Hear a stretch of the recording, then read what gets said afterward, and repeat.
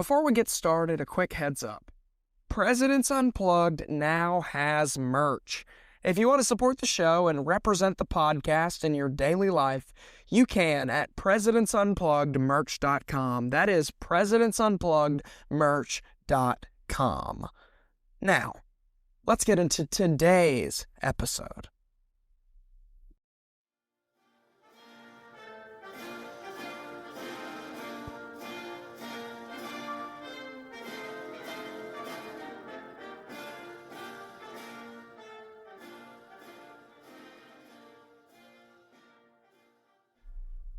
If you know anything about Benjamin Harrison at all, it's probably that he was the guy in between. Benjamin Harrison served as the 23rd President of the United States, sandwiched in between Grover Cleveland's two non-consecutive terms.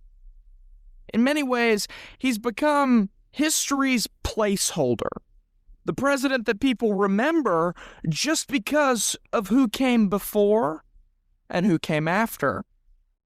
But was Benjamin Harrison really just keeping the seat in the Oval Office warm? Or have we overlooked a president who quietly helped guide America through one of the most transformative periods in its history? This is the story of Benjamin Harrison. Let's do this.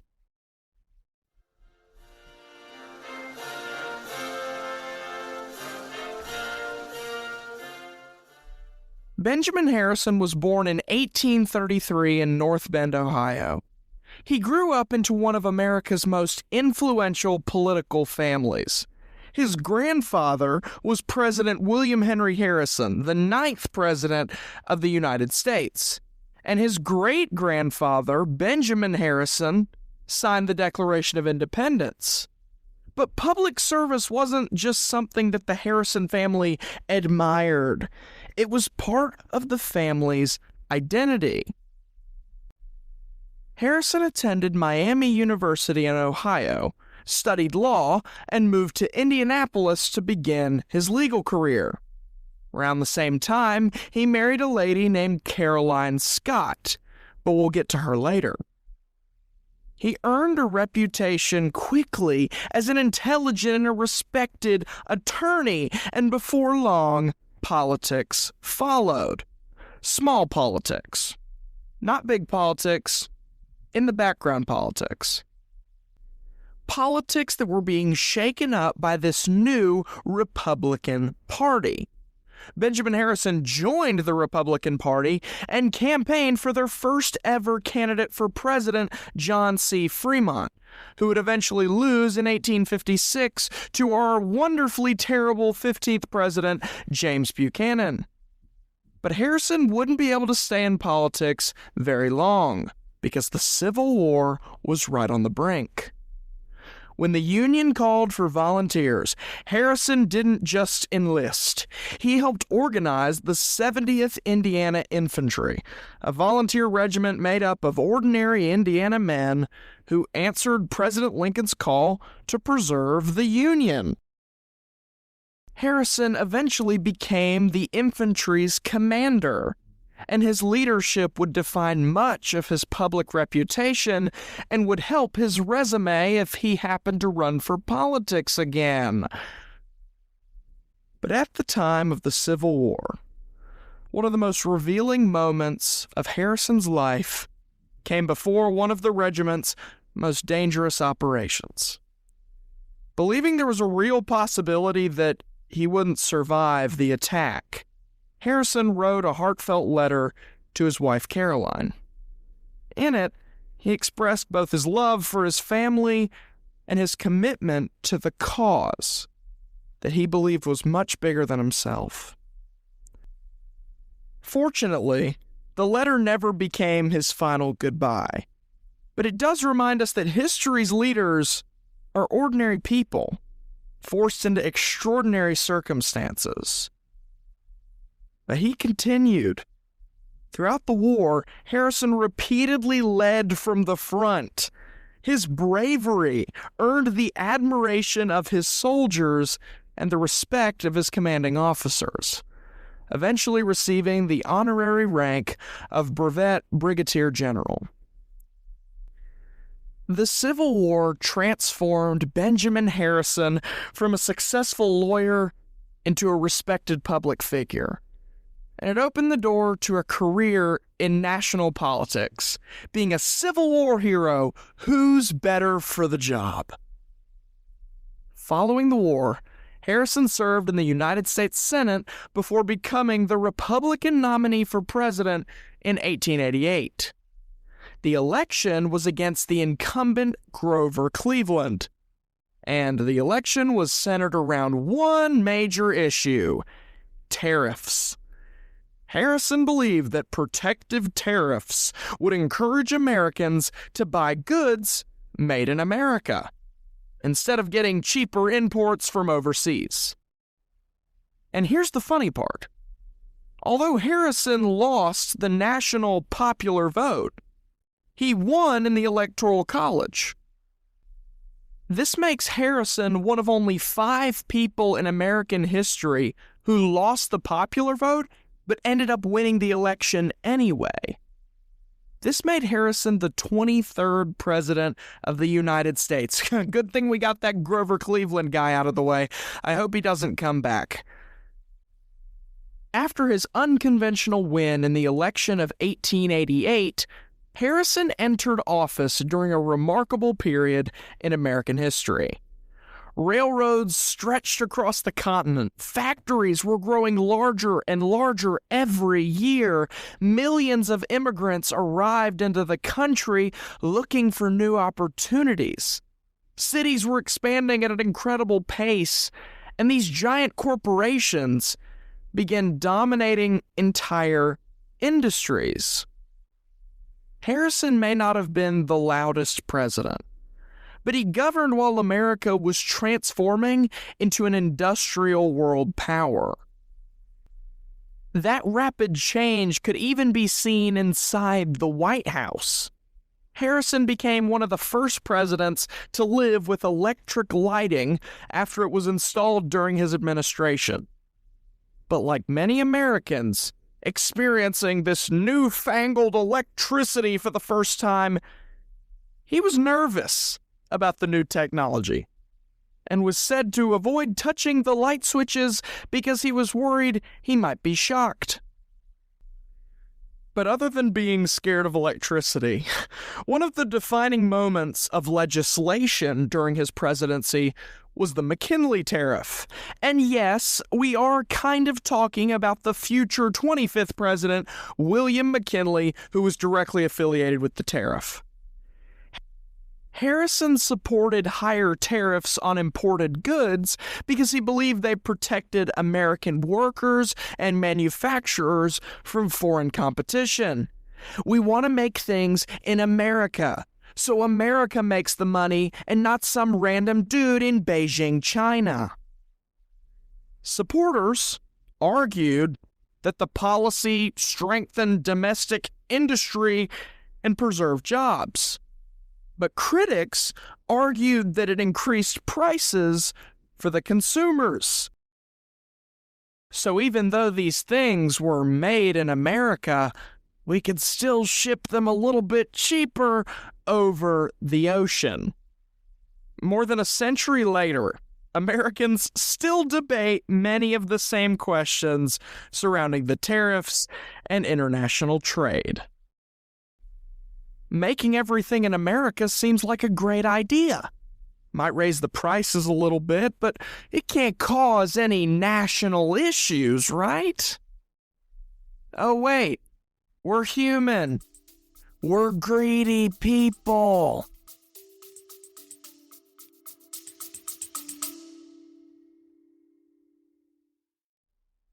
Abraham Lincoln was 6'4".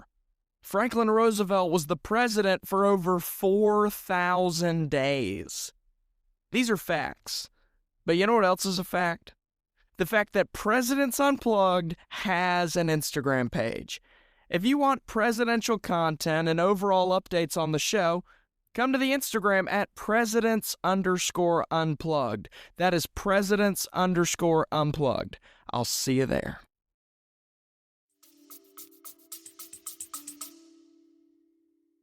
The greed of Americans in the 1880s brings us to our word of the day: monopoly. A monopoly exists when one company gains so much control over an industry that competition nearly disappears. As corporations grew larger and larger during the late 19th century, many Americans worried that a handful of businesses were becoming too powerful. One guy over this big business would become greedy and want everything, not leaving any opportunity for smaller businesses to thrive or take any piece of the pie. In response to all of these monopolies, Harrison signed the Sherman Antitrust Act in 1890, the first major federal law designed to limit monopolies and encourage fair competition. While later presidents like Teddy Roosevelt would encourage that law much more aggressively, Harrison helped establish the principle that even the largest corporations shouldn't be above government oversight. Harrison, in many ways during his presidency, did things that weren't really what was cool until much later down the road, especially when it came to big business and especially civil rights. He supported federal voting rights protections for African Americans and also appointed several Black Americans to prominent federal positions, including people like Frederick Douglass, who he named the U.S. Minister Resident and Consul General to Haiti. While many of Harrison's other civil rights proposals never passed Congress, Harrison was so unbelievably ahead of his time when it came to civil rights, it is a very impressive piece of his legacy. But his administration also had other impressive feats, such as admitting 6 new states into the Union: North Dakota, South Dakota, Montana, Washington, Idaho, and Wyoming. With all of this new land, federal forest reserves expanded greatly, laying an early foundation for conservation efforts that future presidents, yet again, Theodore Roosevelt, would continue to build upon. Despite all of these accomplishments, despite all he had done, Harrison lost re-election in 1892 to who? Wait, didn't we just beat this guy? Grover Cleveland came back in 1892 and won the election, creating the only president with non-consecutive terms until Donald Trump in 2024. So why in the world would Harrison let this guy come back and beat him after he already won in 1888? Well, here's the sad part about the end of Harrison's legacy. The electoral defeat was only one part of an incredibly difficult season in Harrison's life. During the campaign, First Lady Caroline Harrison became seriously ill with tuberculosis. She passed away in the White House just 2 weeks before Election Day, making her one of the few first ladies to die while her husband was still serving as president. As Harrison campaigned during those final weeks, he was also spending much of his time at her bedside, adding a deeply personal tragedy to the closing days of his presidency. And what's sad is because, away from politics, after he lost the election, Harrison embraced a quieter life with his family. Thanks to his full white beard, he loved dressing up as Santa Claus for his grandchildren during Christmas, giving them memories of a grandfather who was in every bit as devoted to his family as he had been to public service for all those years. In an act of respect, after Caroline passed away, the election kind of put its hands up and kind of just stopped in its tracks. And Cleveland would then win the election in 1892 and serve his second non-consecutive term. A sad way to end the Harrison story. After hearing all of the successes of Benjamin Harrison's life, from being a Civil War hero, to fighting monopolies, to gaining so many states to the Union, some of the most in any single presidential term, why has he become just the guy in between? The answer was timing.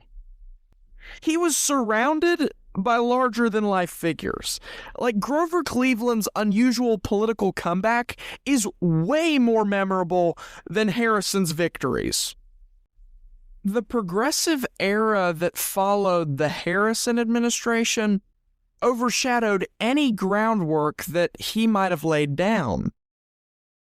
And because he wasn't especially charismatic or controversial or a guy who made big speeches, his presidency rarely becomes the focus of history books. But maybe that's why he deserves another look. Not every president changes America with amazing quotes or dramatic crises. Some guide the nation quietly through periods of enormous change and enormous growth. Benjamin Harrison presided over an America becoming more industrial, more connected, and more economically powerful than ever before. He signed the nation's first antitrust law, he expanded the Union, he supported conservation, and helped shape debates over trade and big business that continue today. So Benjamin Harrison may always be remembered as the guy in between, the placeholder between Grover Cleveland's two presidencies. But perhaps that label says more about how we remember history than it does about Harrison himself. His legacy should not be defined by just being in between, but a defining legacy in his own right, fighting for the country that he continually sacrificed for. And that is why Benjamin Harrison is so important. Tune in next Friday as we talk about Rutherford Hayes, the president over an extremely controversial time in American history. And I'm not even talking about when he got elected to the presidency by one electoral vote. Hayes' story is extremely debated, but that's what makes it so interesting. Learn about that and much more next week on Presidents Unplugged. I'm Ty Svensson, and I'll see you soon.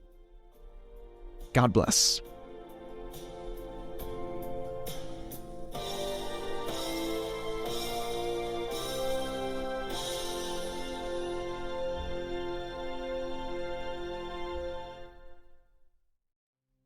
Thank you for listening to Presidents Unplugged. If you enjoy content like this, give us a follow on Apple Podcasts or Spotify today to be notified that your favorite presidential podcast has released new content. Now, when do we release new content? Once a month, maybe twice a year, maybe even once a year? No. We release new content every Friday at 1 p.m. for my American enthusiasts to enjoy. Come join me on our dive into making American history the most entertaining and interesting subject to learn every single week. I'm Ty Svensson, this is Presidents Unplugged, and I'll see you soon.